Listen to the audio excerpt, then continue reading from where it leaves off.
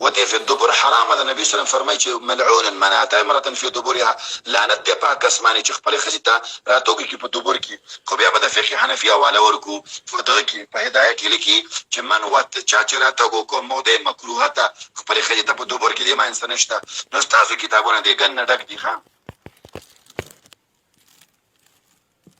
طاغوت هر هغه شي ته وایي چې هغه د الله نه خلق لرې کوي او ځان طرف ته رابلي. دا حکومت هم کېدلی شي غټ طاغوت فقه حنفي ده.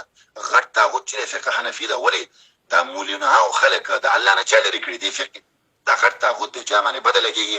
دا زما خبره نه ده، شیخ الاسلام ابن قیم رحمه الله دا خپل کتاب کې لیکلی. دا صحیح ده.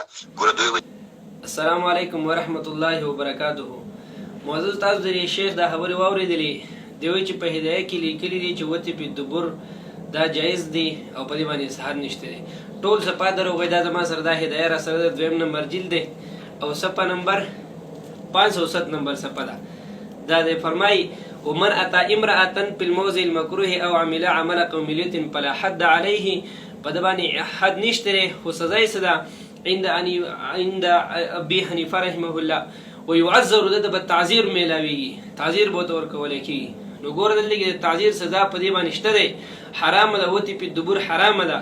دلته کې چې دی صرف د باس د هغې روان دی چې په کومې سزا باندې حدود شته دی او په کومې باندې حدود نشته دی.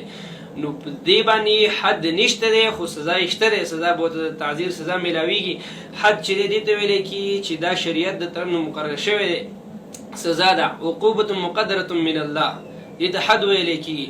او تعذیر چې دی دا به قاضي د وخت ته وړاندې کېږي. قاضي د وخت به چې دی هغه څه فیصله وکړه د ده په باره کې د به حقه سزا میلاویږي. دویمه خبره ده ده به کې بله دا خبره کړې ده چې فقه حنفي چې ده دا لوی طاغوت دی. نعوذ بالله. زویم چې ستا نه په مخ د دنیا باندې یو بل لوی طاغوت شته دی نه، د ټول نه لوی طاغوت دی. بل لا چې کله دی دا خبره وکړله دی لا یو راغلی د سره ما رابطه وکړه په ټایم باندې. نو هغه و چې بیا د ټولو خلکو د مخې وشرمېدو. ما ته یې هدایه کې دا وښیه چې جایزوالی ټکې په دې کې کم دی چې دې ته فقه حنفي جایز ویلي دي. نو بیا یې د خندا شینو او په قاضي باندې ښه ټولو خلکو ته وشرمېدو. او بیا د هغې نه بعد سره ما بار رابطه کړې ده خو ده ماله د زما موبایل نه دی چوت کړی په ما پسې او ماله نه میسیجونه مې ورته کړی نه د هغې دوباره ریپلی را کړې ده.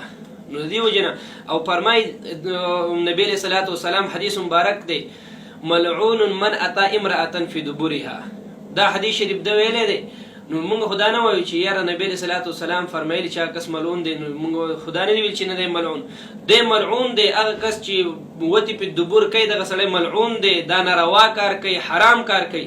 خو حد پې شته دی که نشته. موږ وایو چې حد پې نشته دی دته به سزا میلاویږي. د تعذیر سزا به ورته میلاویږي. ستا نه تپوس کوم ته چې وایې حد پې شته دی تو به حد ثابت کا. حد پې ثابت کړه چې کوم سړی وتې په دبر کړه دته په ده باندې به د حد سزا جاري کېږي. نر شی وابي تا ته هم ته په دغه انسان باندې حد ثابت کړه صرف. بله خبره ده نبي علیه صلات وسلام فرمایي چې کله تا یو کس ووینئ چې تاسو څوک ووینئ چې کله عمل کوي د عمل د قوم لوط نو اقتلوا الفاعل والمفعول به.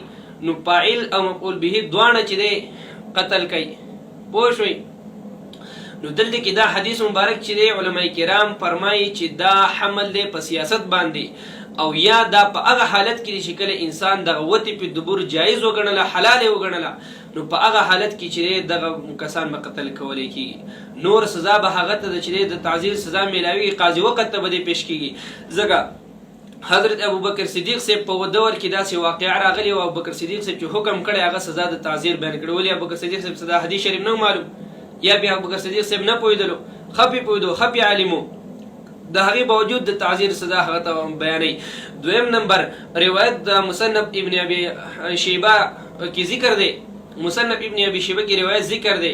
حضرت عبدالله ابن عباس رضی الله تعالی عنهما مبارک هغه چې دی هم د تعذیر په باره کې په دې مسله کې په سزا باندې حکم کړی دی.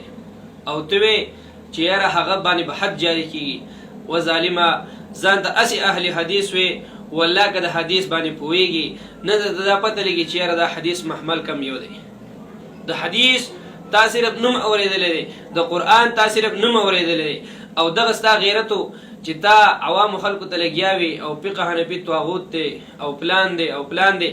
کله چې تمارینګ وکړو او هغه موبایل دې په ما پسې کټ کو د هغې نه بعد سره ما دومره لنګونه کلي ولې ما له دوباره ریپلی نه راکړي او بیا درته هم یم وابي چې کله هم ستا زړه وغواړي ما نمبر ستا سره شته دی تا وټسپ ته درغلی دی زما سره هر ټایم په دې باندې رابطه کولی شي الحمدلله موږ احناف په هر وخت کې د خپل مذهب دفاع ته تیار یو عوامو خلکو د عوامو وروڼو څومره چې کسان دا ویډیو ګوري تاسو ټولو ته دا خبره کوم څومره چې دا وهابیان دا دجل کوي فریب کوي د عوامو خلکو سره دا عوام ټول ګمراه کړ په دې دجل باندې دا کتاب راغستی دی په کتاب کې لیکلي دي یو څه او هغه خلکو ته بل څه بیانوي ګوره مکمل چې په دې کې د سره د جایزوالي خبره شته دی نه حرام دی ناروا دی امام صاحب فرمایي چې په دغه انسان ته به تعزیر سزا میلاویږي او سزا چې ورته امام صاحب د تعزیر په باره کې حکم کوي د صحابه کرامو موافق د هغوی عادت دا و چې هغوی به هم د تعزیر سزا جاري کوله هر چې حکم د نبی علیه الصلاة والسلام د حدیث دی نو هغه دا چې کله انسان دغه حلال وګڼو نو بیا به د نبی علیه السلام په دې حدیث باندې عمل کې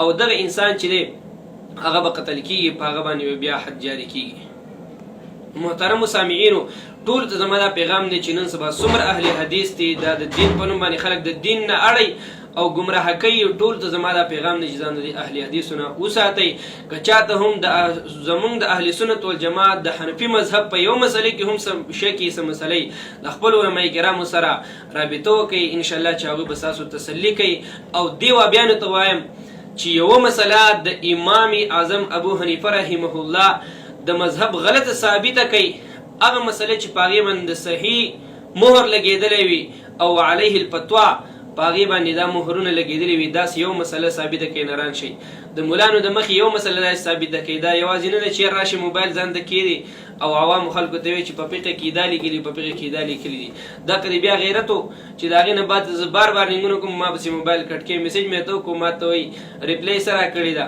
ما ته وایي خوب خو دې نه دی لیدلی نو ګوره عوامو خلکو ته دې څه وایي او چې کله بیا د ملانو سره مخامخ شي نو بیا یې دا حلي بیا تښتي د خپلې خبرې نه واخر دعوانا الحمدلله